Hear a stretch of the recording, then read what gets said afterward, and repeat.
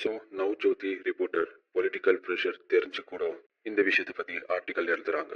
Farooq just அவங்க கேங்கோட ஃபோட்டோஸை பிளர் பண்ணாமல் எக்ஸ்போஸ் பண்ணுறாங்க. நியூஸ் ரிலீஸ் ஆன next day Ajmer was completely shut down. எல்லா பொலிட்டிக்கல் லீடர்ஸ் எப்படி இது ஜாதி கலவரமாக மாற்றலாம், நம்ம பெனிஃபிட்ஸ்க்கு எப்படி இந்த டாபிக்கை கொண்டு வரலாம் அப்படின்ற டிஸ்கஷனை ஸ்டார்ட் பண்ணுறாங்க. இந்த ஆர்டிக்கல் எழுதினவங்க பேர் மதன் சிங். இந்த ஆர்டிக்கல் எழுதும்போது அவருக்கு 32 இயர்ஸ்.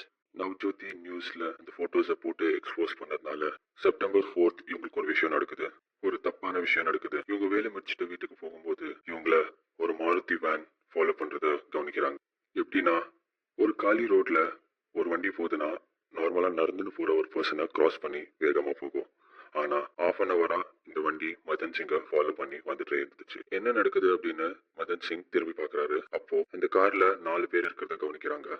அதுல ஃப்ரண்ட்ல உட்காந்துட்டு இருக்கவ விண்டோ வழியா கன் எடுத்துட்டு வந்து மதன் சிங் மேல புல்லட் ஃபயர் பண்றான். அந்த புல்லட் மதன் சிங்கோட ரைட் ஹிப்ல படுது. புல்லட் அடிபட்டதுனால மதன் சிங்னால நடக்க முடியாம போகுது. புல்லட் ஃபயர் ஆன சவுண்டும் மதன் சிங் கத்துன சவுண்டும் கேட்டு அங்க இருக்கிற ஜனங்க அந்த ஸ்பாட்டுக்கு வர ஆரம்பிக்கிறாங்க. அவங்க வரத பார்த்து கார்ல இந்த கேங் எஸ்கேப் ஆயிடுறாங்க. அங்க இருக்கிற ஜனங்க மதன் சிங்க ஹாஸ்பிட்டலுக்கு கிட்ட போறாங்க. நியூஸ் வந்து மதன் சிங் மேல அட்டாக் ஆகி 2 நாள் ஆகுது. இப்போ மதன் சிங் அட்மிட் ஆன ஹாஸ்பிட்டலுக்கு 3 பேர் வராங்க. அங்க ப்ரொடக்ஷனுக்கு இருந்த போலீஸ அடிச்சு உள்ள போறாங்க. மதன் சிங் அந்த 4 பேரை பார்த்துட்டாங்க.